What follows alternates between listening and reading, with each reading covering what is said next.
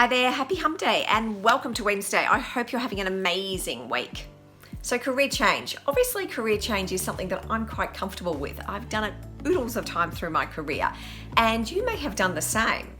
If you look at the stats for people entering the workforce today, we know that they're going to experience an enormous amount of career change. So the stats suggest that they'll have at least 17 different employers and 5 different careers.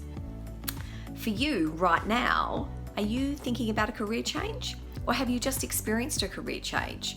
Is it something that you need to get ready for right now? We all know that the world of work is changing. We hear it all the time. Computers are going to take our jobs. Robots are going to steal the work that we do. Staying in the game requires you to stay one step ahead. One step ahead of where your industry, your profession, the role you do, where it's going. You need to stay alert to what's changing so that you can be ready for it. Because there's absolutely a choice to be made about how you best position both yourself and your career so that you can thrive in this automated, technology-driven world. And it starts with you understanding your appetite for career risk. So consider it. When was the last time that you made a career decision that made you feel really uncomfortable? Because it can be really easy to take the safe path, to take that path that's very well trodden, that you know exactly where you need to go and exactly how you're going to get there.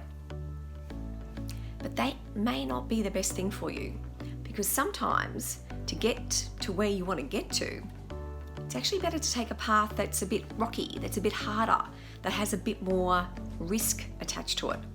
Because when you play safe, what you could do is hold yourself back or stall, or worse, cause your career to go backwards. I love this quote from the author T.S. Eliot, who said, "Only those who will risk going too far can possibly find out how far one can go." So the question for you is, how far do you want your career to go?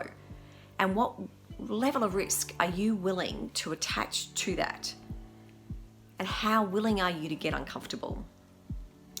There are some people who find career change really easy because they have that high appetite for risk. They're willing to push the boundaries, they're willing to learn new things, to do things that make them uncomfortable.